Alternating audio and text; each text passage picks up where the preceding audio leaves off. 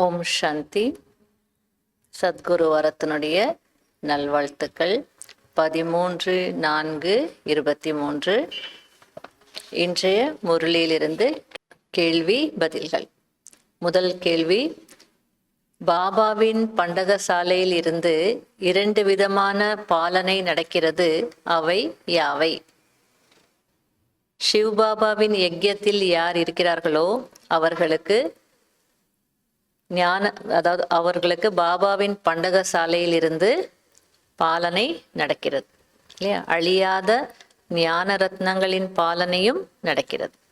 ரெண்டுமே, ஸ்தூல உணவு, புத்திக்கான உணவு, சூக்ஷ்ம ரெண்டுமே நடக்குது.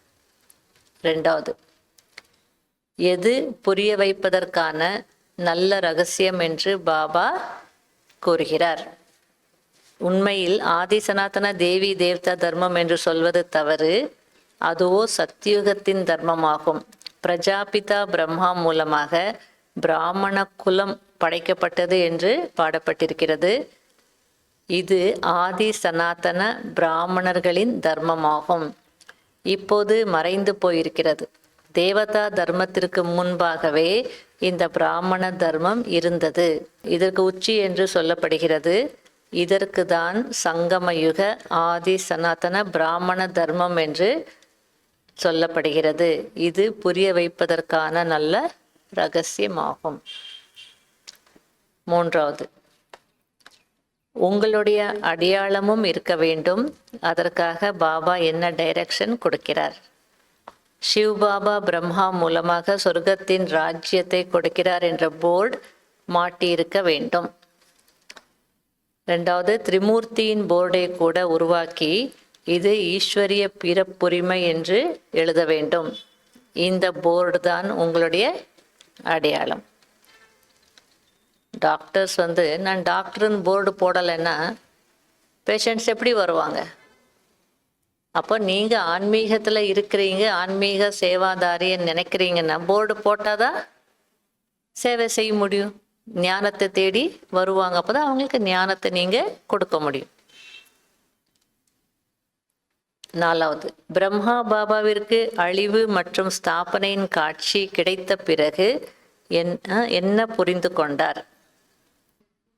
அவருக்கு எதிர்காலத்தின் விஷ்ணுவின் காட்சி அக்யூரேட்டாக கிடைத்தது.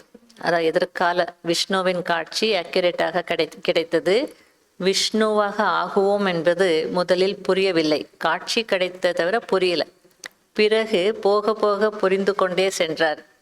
இந்த விகார இல்லற தர்மத்திலிருந்து இப்போது விகாரமற்ற இல்லற தர்மத்தில் செல்கிறோம் என்று புரிந்து கொண்டார்.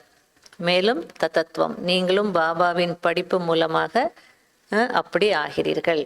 இதுதான் அவர் புரிஞ்சுக்கிட்டார்.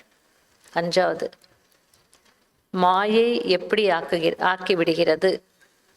தந்தையிடம் இருந்து முகத்தை திருப்பி விடுகிறது, பாராமுகம் ஆக்கி விடுகிறது. அதுவும் எவ்வளோ நல்லா சொன்னார் இல்லையா? யார் மூலமாகவாவது என்ன பண்ணுது? அது போல செய்ய வைக்கிறது. ஆறாவது, தனக்குத்தானே என்ன பேசிக்கொள்ள வேண்டும்? இது நம் அனைவருடைய கடைசி பிறவி. நாம் மீண்டும் இந்த மரண உலகத்தில் மறுபிறவி எடுக்க மாட்டோம். இந்த மரண உலகம் இப்போது முடிய போகிறது என்பதையும் இந்த மரண உலகம் இப்போது முடிய போகிறது என்பதையும் அறிந்திருக்கிறீர்கள். முதலில் நிர்வாண தாமம், இனிமையான வீட்டிற்கு செல்ல வேண்டும். இப்படியெல்லாம் தனக்குத்தானே பேசிக்கொள்ள வேண்டும்.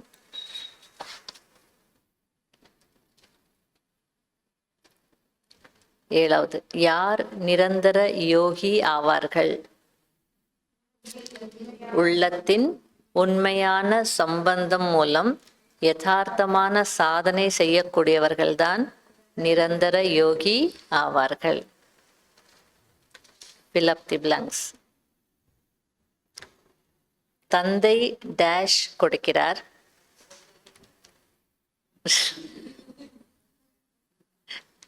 அவசரப்படாதீங்க.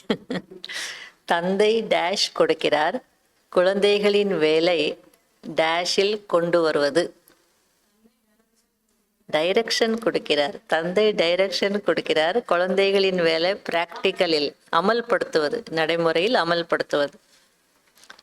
ரெண்டாவது, உங்களை டேஷ் என்று உணர வேண்டும். மாஸ்டர் விதை ரூபம். மூன்றாவது, பாபாவினுடையவர் ஆகிவிட்டோம் என்றால் பிறகு அவசியம் டேஷ் ஆகுவோம். சொர்க்கத்திற்கு எஜமானர் ஆகுவோம். உலகத்திற்கு சொல்லல பாபா இந்த முரளில, அந்த லைன்ல சொர்க்கத்திற்கு எஜமானர் ஆகுவோம். நான்காவது, தந்தை டேஷாக இருக்கிறார், மாயாவும் டேஷாக இருக்கிறது. செய்பவர் செய்விப்பவராக இருக்கிறார். மாயாவும் பிரம்மா மூலமாக ஞானம் கொடுத்து பாபா சொர்க்கத்தை உருவாக்குறார். செய்பவர் அவர் தான் இல்லையா? நம்ம செய்கிறவங்க செய்விப்பவர், அவர் செய்விப்பவர். அதே போல மாயா கூட சர்வ வியாபி, கிருஷ்ணர் தான் பகவான் அப்படின்னு சொல்லி என்ன பண்ணுது? யார் மூலமாகவது செய்ய வைக்கிறது. அதனால பாபாவும் செய்பவர் செய்விப்பவராக இருக்கிறார், மாயாவும் செய்பவர் செய்விப்பவராக இருக்கிறது. அஞ்சாவது, செய்விப்பவர் தந்தை. இந்த நினைவில் டேஷ் ஆகி டேஷை அனுபவம் செய்து கொண்டே இருங்கள்.